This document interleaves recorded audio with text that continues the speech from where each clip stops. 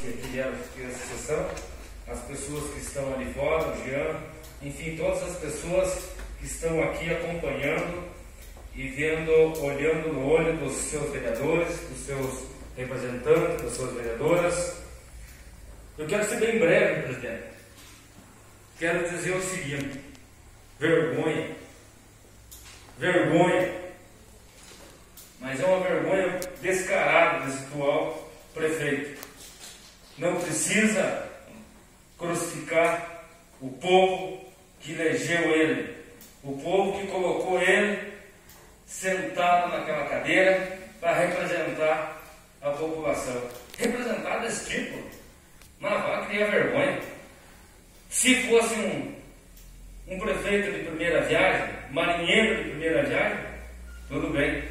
Nem eu estou aqui, não sei falar bonito, não sei falar direito, mas sei falar a verdade. Para falar a verdade não precisa falar bonito. Para ser honesto, para ser verdadeiro e para ser transparente. É muito fácil ter uma mídia paga na mão e ali e distorcer tudo que é verdade. A verdade é de um jeito, mas ele tem os canais de comunicação que vão e distorcem toda a verdade. Mas acorda, Bertil, acorda, porque o povo já se acordou.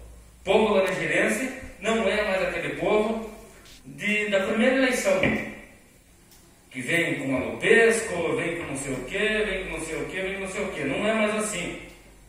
O povo está de olho, o povo está acompanhando, o povo está vendo o que está acontecendo. Nenhuma casa foi construída nesse governo e não vai ser construída. Cadê o amigo do povo? Meus irmãos, quero longe meu irmão desse. Lá ser irmão de quem quiser. Dizer que é irmão do povo laranjeirense, prejudicando o povo laranjeirense. Mas cria vergonha na cara. Tá quebrado sem dinheiro, mas então está contratando mais gente ainda, está dando gratificação, está fazendo isso, está fazendo aquilo. E o pai chamou o povo de palhaço, de otário, de burro. O povo não são burros, o povo está vendo. Teve aí um vídeo de um rapaz que é pré-candidato da sua futura eleição aí para frente, que diz: que vergonha, prefeito, que está fazendo isso com nós. Pessoas que estão debaixo da sua asa, está debaixo do seu sapato, chama a atenção do prefeito. E não estou falando aqui como posição, não. Estou aqui falando como ser humano, como laranjeirense. Me sinto na obrigação, fui eleito para estar aqui defendendo o povo. Respeito a opinião de cada vereador e cada vereadora que está aqui, pois cada um de nós tem a nossa opinião. Mas a minha opinião é essa: é atender o povo, trabalhar para a nossa gente, mas trabalhar de verdade.